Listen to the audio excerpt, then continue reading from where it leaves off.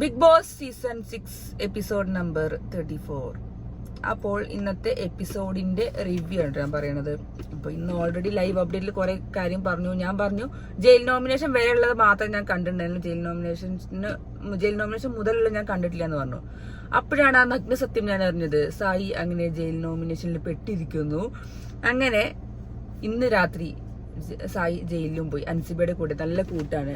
സായി എപ്പോഴും എന്നോട് പറഞ്ഞിരുന്നു, എപ്പോഴും എന്നോടല്ല റിവ്യൂലും പറഞ്ഞിരുന്നു അൻസിബ ഭയങ്കര സാധനമാണ്, അങ്ങനെയാണ് ഇങ്ങനെയാണ്. അവസാനം സായിയും അൻസിബിയും രാത്രി അങ്ങനെ ജയിലിൽ ഒന്നിക്കുകയാണ് സുഹൃത്തുക്കളെ. ഓക്കെ, അപ്പൊ അത് പോട്ടെ. ഇനി നമുക്ക് ഇന്നത്തെ അത് പറയാം.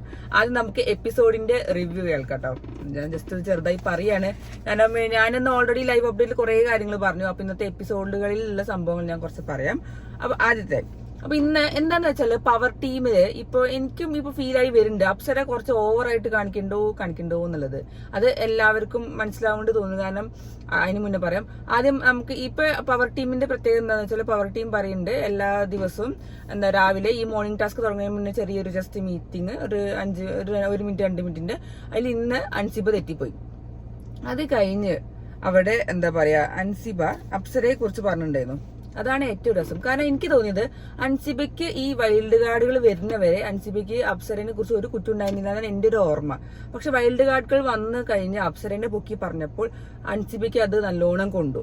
ഞാൻ എനിക്ക് ഫീൽ ചെയ്ത കാര്യം. അപ്പൊ പിന്നെ പറയാൻ തുടങ്ങി അൻസിബ എല്ലാരോടും ഭയങ്കര ശ്രീരേഖനോടൊക്കെ പറയുന്നുണ്ടായിരുന്നു, എന്റെ സ്ക്രീൻ സ്പേസ് നമുക്ക് സ്ക്രീൻ സ്പേസ് തരുന്നില്ല, കുറച്ച് ഡോമിനന്റ് ക്യാരക്ടറാണ്, അങ്ങനെയാണ് ഇങ്ങനെയാണെന്നൊക്കെ കുറെ കാര്യങ്ങൾ അൻസിബ ശ്രീരേഖനോട് പറയുന്നത് നമ്മൾ കണ്ടല്ലോ.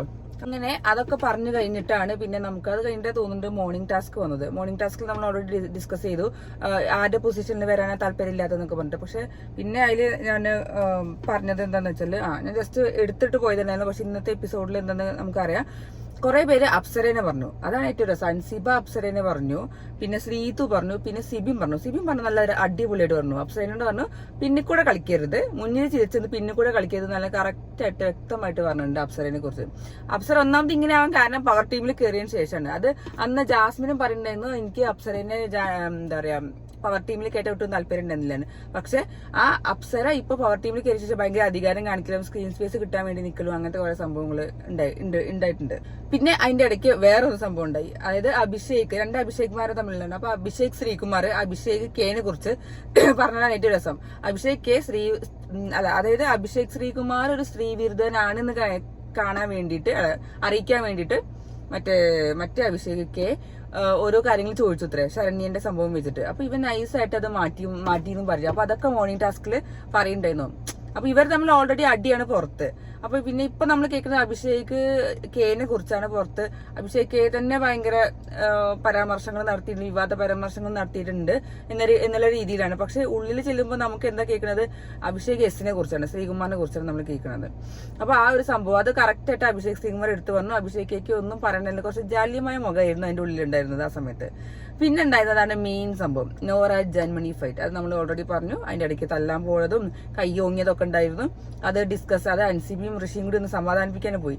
ഈ ജാൻമണി എന്നാ എനിക്ക് മനസ്സിലാവില്ല. ജാൻമണി എപ്പോഴും നമ്മൾ പറഞ്ഞു, ജാൻമണിനെ സായി അന്ന് ഒരു ഇതിൽ പറയുന്നുണ്ടായിരുന്നു, ആ ഒരു ടാസ്കിന് പറഞ്ഞു എല്ലാവർക്കും ജാൻമണിനെ ഭയങ്കര പേടിയാണ്, ഒന്നും പറയില്ല.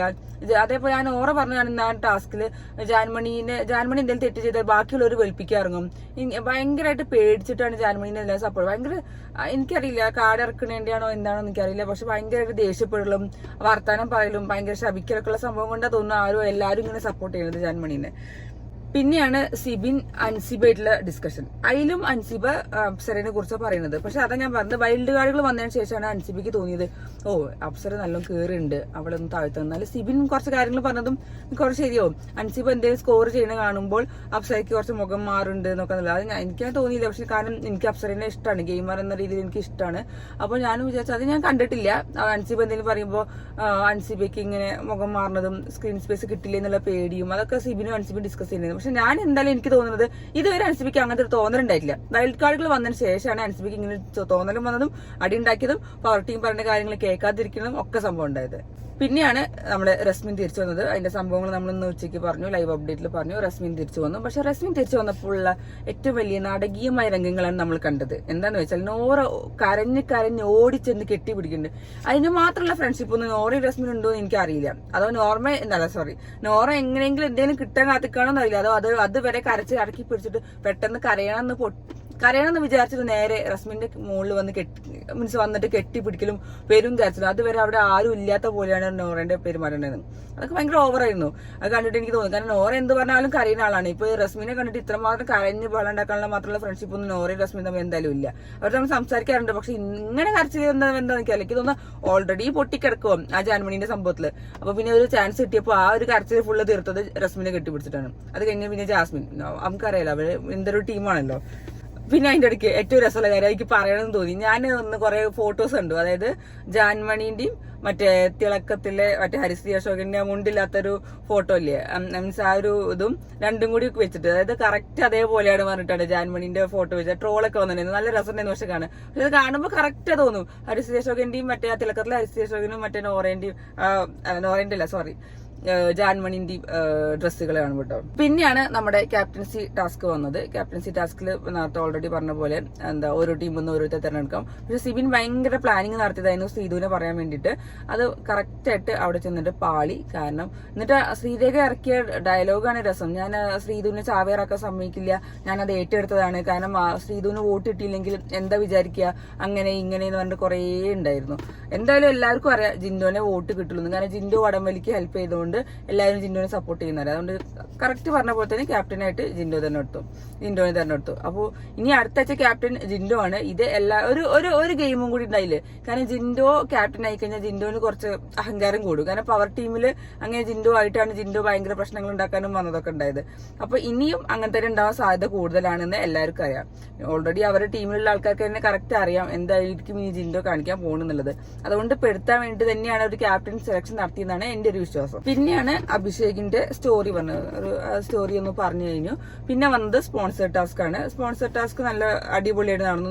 നല്ല ഭംഗിയുണ്ടായി എല്ലാവരും കാണാൻ വേണ്ടിയിട്ട്. പിന്നെ ഞങ്ങൾക്ക് ഒരു ഫാനും പ്രൈസായിട്ട് കിട്ടിയിട്ടുണ്ട് കേട്ടോ.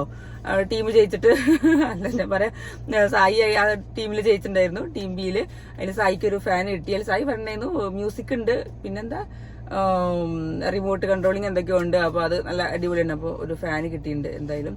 അപ്പൊ thank you for the gift. അപ്പൊ അത് കഴിഞ്ഞിട്ട് പിന്നെ ഇവര് അപ്സരന്റെ ടീം വരും. അവർക്ക് അപ്പൊ അത് സഹിച്ചില്ല. കാരണം അവരുടെ ടീം തോറ്റല്ലോ. അപ്പൊ കറക്റ്റ് സംഭവം ശരിയാണ്. അൻസിബിന്റെ ടീം ജയിച്ചു, അപ്സരന്റെ ടീം തോറ്റു. അപ്പൊ അപ്സര നമുക്ക് കുറച്ചുകൂടി പ്ലാനിങ് വേണമെന്നും അങ്ങനെ ഉണ്ടായിരുന്നു. അപ്പൊ കാര്യങ്ങളൊക്കെ കറക്റ്റ് തന്നെയാണ് തോന്നുന്നു. കാരണം അപ്സരയും അൻസിബിയും തമ്മിലുള്ള പ്രശ്നങ്ങൾ അപ്സരയ്ക്ക് ഇപ്പൊ തോന്നുന്നുണ്ടാവും സ്ക്രീൻ സ്പേസ് കുറെ വേണമെന്നുള്ളത്. അത് കഴിഞ്ഞ് പിന്നെ എനിക്ക് ഏറ്റവും ഇഷ്ടപ്പെട്ട ഒരു ഗസ്റ്റ് എന്താന്ന് വെച്ചാൽ, അത് കഴിഞ്ഞിട്ട് അഭിഷേക് പോയിട്ട് കിടക്കണ്ടായിരുന്നു.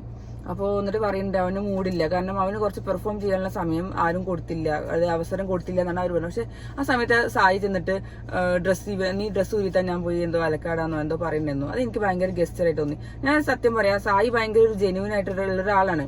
അതായത് ഇപ്പൊ ഒരു ഫൈറ്റ് ഉണ്ടെങ്കിൽ തന്നെ ആ ഒരു സെക്കൻഡിൽ അപ്പത്ത് നിന്നിട്ട് സോറി പറയാ, അല്ലെങ്കിൽ തെറ്റാൻ സമ്മതിക്കുക. എന്തെങ്കിലും ഭാഗത്ത് തെറ്റുണ്ടെങ്കിൽ അത് സമ്മതിക്കാൻ റെഡിയാണ്. കാരണം ആ സംഭവം നിങ്ങൾക്കറിയാം, ജാൻമണിന്റെ കേസിൽ ആ മുഖത്ത് പെയിന്റ് അടിച്ച കേസിലാണെങ്കിലും അത് കഴിഞ്ഞ് ഇന്നലത്തെ എപ്പിസോഡിൽ ജാൻമണിയോട് കരയുമ്പോൾ സായി പറയുന്നു ഞാൻ അന്നത്തെ അങ്ങനെ ചെയ്തതാണ്, സോറി എന്ന് പറഞ്ഞു. അതെനിക്ക് ഭയങ്കര ഇഷ്ടപ്പെട്ടു. പിന്നെ ഇന്നും ഞാൻ എന്റെ ഹസ്ബൻഡിനോട് പറയുന്നല്ലോ. കാരണം അങ്ങനത്തെ സംഭവങ്ങൾ സോറി പറഞ്ഞത് നല്ലൊരു മനുഷ്യത്തുള്ളവർക്ക് എങ്ങനെ ചെയ്യാൻ പറ്റും. കാരണം എന്റെ സ്വഭാവം വെച്ചിട്ടാണെങ്കിൽ ഞാൻ അങ്ങനെ പറയില്ല. ഞാൻ അങ്ങനത്തെ ഒരാളും അല്ല. എന്റെ നേരെ ഓപ്പോസിറ്റ് ആണ് സായിന്റെ സ്വഭാവം. സായി ഇന്ന് മറ്റേ അഭിഷേകോടെ സങ്കടപ്പെട്ടിരിക്കുമ്പോൾ നീ ഡ്രസ്സ് തന്നെ ഞാൻ പോയി ഒന്ന് എടുത്തു തരാൻ പറഞ്ഞിട്ട് അവൻ പോയിട്ട് സായി പോയിട്ട് അത് കൊണ്ടുപോയിട്ട് മാറ്റുന്നുണ്ട്. അത് കഴുകാനാണ് എന്താണെന്ന് അറിയില്ല, അത് കൊണ്ടുപോകുന്നുണ്ട്. പിന്നെ നല്ലൊരു ഹ്യൂമൻ ബീയിങ് കേട്ടോ. അത് ഞാൻ പൊക്കി പറയുന്നില്ല, ശരിക്കും അങ്ങനെ തന്നെയാണ്. ഇപ്പൊ നിങ്ങൾക്ക് അറിയാം, ഇപ്പൊ യൂട്യൂബേഴ്സിന്റെ ഇടയിലാണെങ്കിലും ആളുടെ മീൻസ് എത്ര പരിചയക്കാരാണെങ്കിലും ഒരു ഫൈറ്റ് ഉണ്ടെങ്കിൽ സായി പറയാറുണ്ട് ഫൈറ്റ് ഉണ്ടാക്കും. പക്ഷെ അത് ആശയങ്ങളിൽ തമ്മിലുള്ള ഫൈറ്റ് മാത്രമല്ല, പേഴ്സണൽ ഗ്രഡ്ജ് എന്തായാലും സായി വെക്കാറില്ല. അപ്പൊ തന്നെ ചെന്ന് മിണ്ടും. അതാണ് ശരിക്കും സായിന്റെ സ്വഭാവം. ഭയങ്കര ജെന്യൂൻ ക്യാരക്ടറാണ്. പിന്നെ ആണ് വന്നത് നമ്മുടെ ജയിൽ നോമിനേഷൻ. സായി ചെന്നിട്ട് എല്ലാവരോടും ചെന്നിട്ട് എന്നെ ഒന്ന് ജയിലിലിടൂ എന്ന് നടക്കണ്ടായിരുന്നു. അവസാനം കറക്റ്റ് തലയിൽ വീഴും ചെയ്തു. സായി അതൊക്കെ ഭയങ്കര എൻജോയ്മെന്റ് ചെയ്യാനായിട്ട് ശരിക്കും പോകുന്നത്.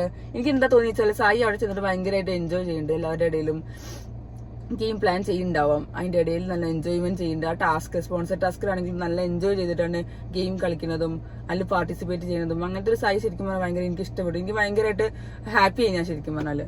പിന്നെ കാരണം സായിക്ക് ഓൾറെഡി കുറെ ഫ്രണ്ട് സർക്കിൾ ഉണ്ട്. ഫ്രണ്ട് സർക്കിളിന്റെ ഇടയിൽ പോയി കഴിഞ്ഞാൽ സായി ഭയങ്കര ഹാപ്പിയാണ്, ഭയങ്കര രസമാണ്. പിന്നെ അതിനകത്ത് തന്നെയല്ലോ ജയിൽ നോമിനേഷനിൽ വന്നു, ജയിലിൽ കയറി നല്ല നല്ല ഭംഗിയായിരുന്നു ജയിൽ ഡ്രസ്സൊക്കെ ഇട്ടിട്ട്. പിന്നെ അവിടെ ഫുഡ് കഴിക്കുന്നത്, ഫുഡ് കഞ്ഞി കുടിക്കില്ല കേട്ടോ, അതാണ് അവിടെ പറയുന്നത്. ഞാൻ കഞ്ഞി കുടിക്കില്ല എന്ന് പറഞ്ഞിട്ട് പിന്നെ അവിടെ ചമ്മന്തി രസം എന്നൊക്കെ പറയുന്നുണ്ടായിരുന്നു. അങ്ങനെ അവസാനം സായി ജയിലിനകത്തുമായി. അപ്പോ പ്രത്യേകിച്ച് റീസൺ എല്ലാവരും പറഞ്ഞത് കറക്റ്റ് തന്നെയാണ്. വാർണിംഗ് കൊടുത്തതിന്റെ കാരണം തന്നെയാണ് അവർ പറഞ്ഞത്, അതായത് പുറത്തെ കാര്യങ്ങൾ പറഞ്ഞതിന്. അപ്പോ അത്ര തന്നെ ഉള്ളു. പിന്നെ ഇന്നത്തെ എപ്പിസോഡില് പിന്നെ ഇനിയിപ്പോ പിന്നെന്താ ഇന്നിപ്പോ കാണിക്കണ്ടായിരുന്നു ലൈവില് എന്താ സിബിനും ജാസ്മിനും തമ്മിൽ സംസാരിക്കുന്നത്. നമുക്ക് നാളത്തെ അപ്ഡേറ്റ്സിൽ പറയാട്ടോ. അപ്പൊ ഇത്രയുള്ളൂ ഇന്നത്തെ ഇന്നത്തെ എപ്പിസോഡിന്റെ റിവ്യൂ. അപ്പോ ഇനി നമുക്ക് നാളെ കാണാം.